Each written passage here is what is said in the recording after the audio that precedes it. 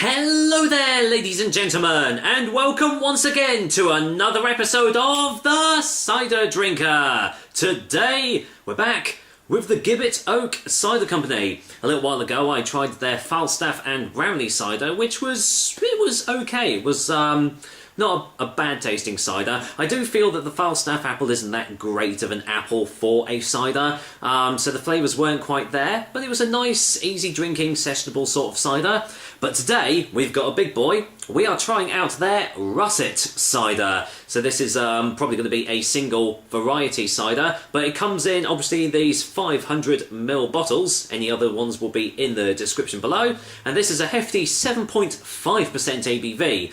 Well, it is the festive season, isn't it? So you might as well go big or go home. Not much on the bottle. Dry apple cider. All our ciders are hand-picked and crafted at Gibbet Oak Farm, Tenterden in Kent. And that is all you're getting. Naturally occurring sediment. Once opened, consume in 3 days.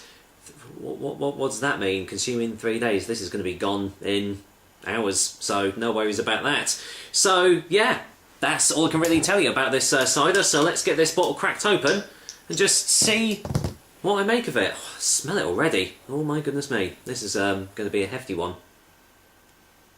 Oh yeah, big, dry, very tannic. Quite a bitter nose as well. Yeah, guess sort of maybe treacly toffee, something like that.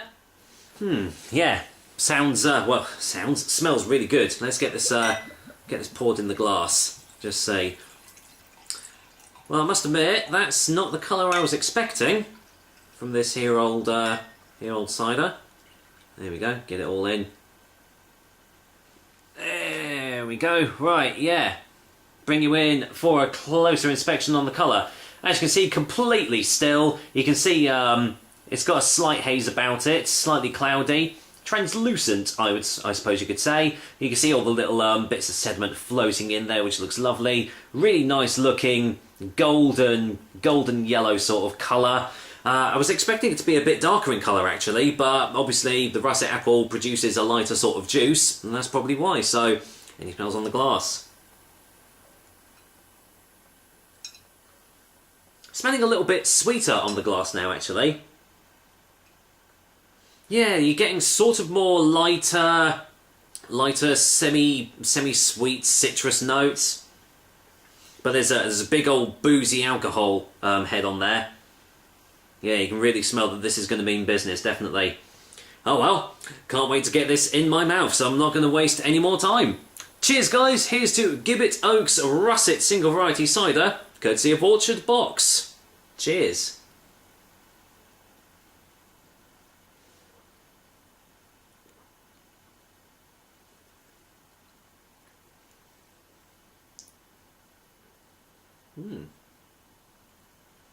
Okay, let's go for a second opinion.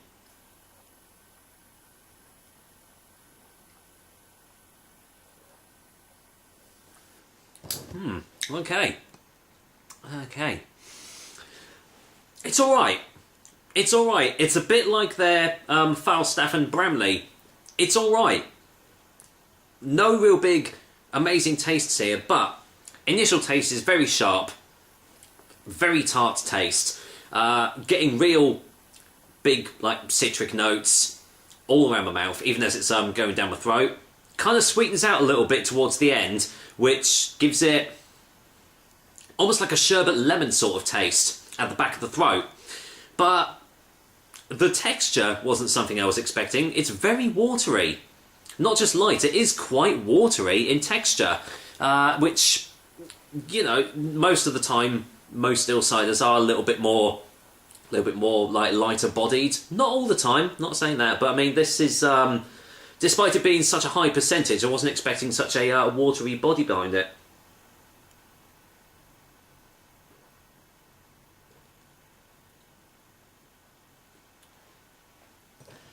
Yeah, it's got a big alcohol hit at the start as well, so you can taste the strength in this cider. But the tastes and flavours aren't really lingering about much either. There's nothing much in the way of an aftertaste. You're left with quite a quite a dry finish in the mouth. But overall, it's okay. There are, as I said, there are some nice tastes there. But it does need a little bit more character. And I think I said the same thing with their Falstaff and Bramley cider. It's just lacking a little bit of character that pushes it from being an alright cider to being a great cider. So with that said, let's get a final taste before a final verdict, shall we?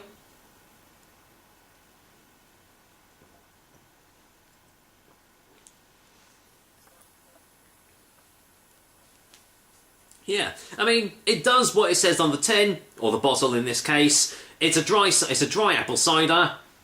You get dry apple tastes, along with a little bit of citric tartness to it. But it's that watery body and that lacking character and flavour that kind of stops this cider from being, you know, up there with some of the greats. With that said, Gibbet Oaks Russet Cider is getting a 6 out of 10. I mean, that is still above average, so, you know, don't think that that is a horrible score, because it's not. It's still got some nice taste behind it. I can see this appealing to, you know, quite a lot of people, especially if you like your dry ciders, so I would still say, give this a go. But I would say don't get your hopes up expecting, like, real big taste explosions from this. With that said, that is another episode of The Cider Drinker for you guys. I hope you liked it, and as usual, I will be back with another delicious and tasty cider soon. Until then, I'm trying very hard not to burp here, so I shall go away and finish off this bottle of Gibbet Oaks Russet Cider. Take care, guys.